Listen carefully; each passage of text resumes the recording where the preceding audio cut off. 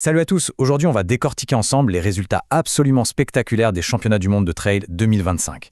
Ça s'est passé en Espagne, dans le décor grandiose des Pyrénées, et croyez-moi, il y a beaucoup de choses à dire. Alors, voilà notre programme.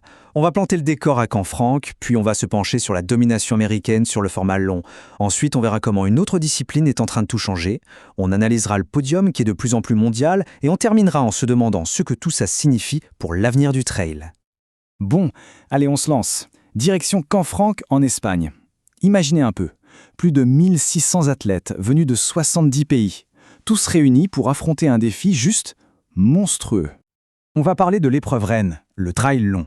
Ce n'est pas juste une course, c'est un parcours qui a été pensé pour une seule chose, pousser les meilleurs coureurs du monde à leur limite absolue, sur un terrain qui ne pardonne rien. C'est technique, c'est brutal. D'abord, parlons de la distance. 81 km. Pour se faire une idée, c'est comme aller de Paris à Chartres, sauf que là, ce n'est pas plat du tout. Vraiment pas. Et comme si ça ne suffisait pas, il faut ajouter le dénivelé. Plus de 5000 mètres de dénivelé positif. C'est plus que l'ascension du Mont Blanc depuis Chamonix. C'est une double épreuve.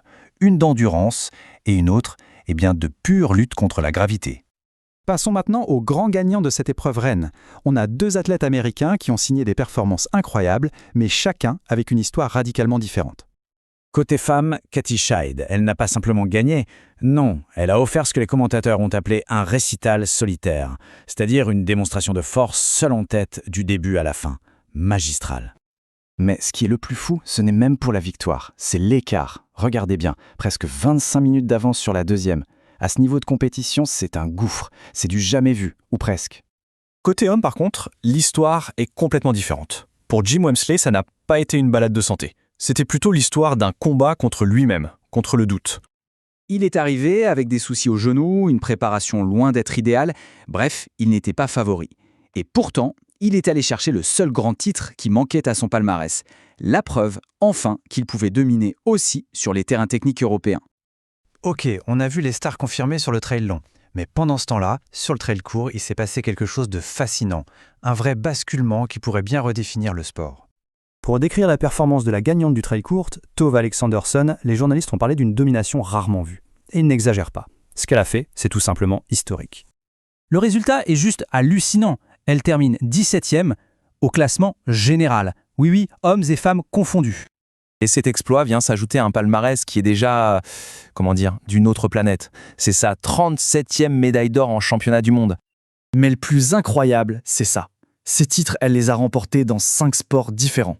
5, de la course d'orientation au ski alpinisme et maintenant au trail.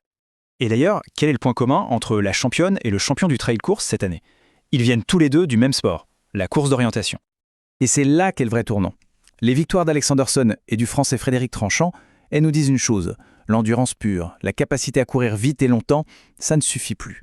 La compétence technique, la lecture du terrain, l'adaptabilité, tout ça devient décisif.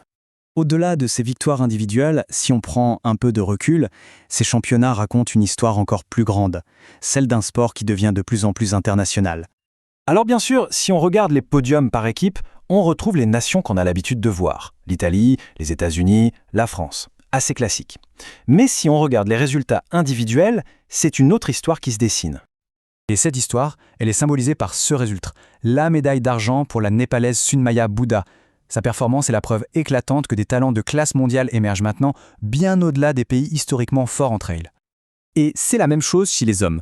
On retrouve les nations attendues sur le podium par équipe, mais la présence d'athlètes de pays comme la Slovaquie dans le top 5, ça confirme bien cette tendance de fond. Le trail se globalise.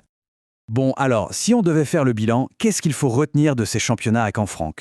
On peut dire qu'ils ont vraiment mis en lumière 3 grandes tendances qui vont dessiner le futur du trail. Voilà les 3 piliers. Premièrement, l'internationalisation.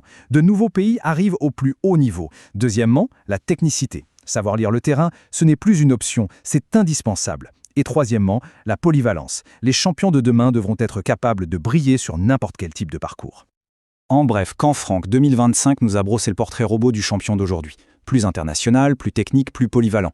Mais ça laisse ouverte une question passionnante. Avec l'arrivée de nouveaux pays et de nouvelles compétences, qu'est-ce qui définira la prochaine génération de champions? L'avenir du trail s'annonce vraiment passionnant.